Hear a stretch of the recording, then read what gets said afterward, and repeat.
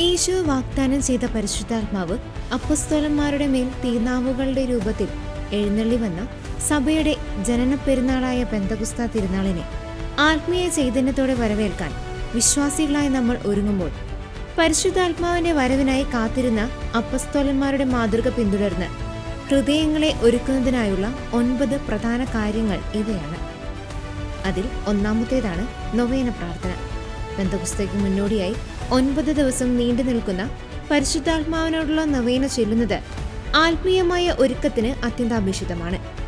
സിഹിയോൻ ശാലയിലെ പ്രാർത്ഥനാ അനുഭവത്തിലേക്ക് ഇത് വിശ്വാസികളെ നയിക്കുന്നു. രണ്ടാമത്തെയാണ് ആത്മീയ ഗീതങ്ങൾ.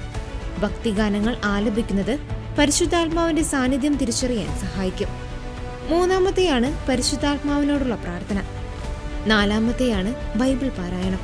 അപ്പസ്തോല പ്രവർത്തനങ്ങളിലെ 2-ാം അധ്യായം പ്രത്യേകം വായിച്ചു ധ്യാനിക്കുന്നത് ആദിമസഭയുടെ തീഷ്ണതയും പരിശുദ്ധാത്മാവിന്റെ പ്രവർത്തനങ്ങളും മനസ്സിലാക്കാൻ സഹായിക്കും. അഞ്ചാമത്തെയാണ് കൂദാശകളിലൂടെയുള്ള ശുദ്ധീകരണം. പരിശുദ്ധാത്മാവിന് വസിക്കാനുള്ള ആലയമായി ഹൃദയത്തെ മാറ്റാൻ കുമ്പസാരം വഴി പാപക്കറകൾ കഴുകിക്കളയണം. ആറാമത്തെയാണ് പരിശുദ്ധാത്മാവിന്റെ 7 ദാനങ്ങൾ സ്വന്തമാക്കാൻ വേണ്ടിയുള്ള പ്രത്യേക പ്രാർത്ഥന. ഏഴാമത്തെയാണ് ബഹളങ്ങളിൽ നിന്നെല്ലാം മാറി നിശബ്ദമായി ഇരിക്കുന്നത്. ദിവസരം ശ്രവിക്കാൻ വിശ്വാസികളെ ഇത് പ്രാപ്തരാക്കും. എട്ടാമത്തെയാണ് എളിമയോടെ പെരുമാറുന്നത്.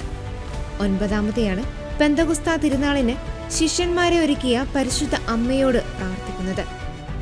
ആത്മാവിന്റെ ഫലങ്ങൾ ജീവിതത്തിൽ പ്രാവർത്തികമാക്കാനും ഈ സമയം വിനിയോഗിക്കാം.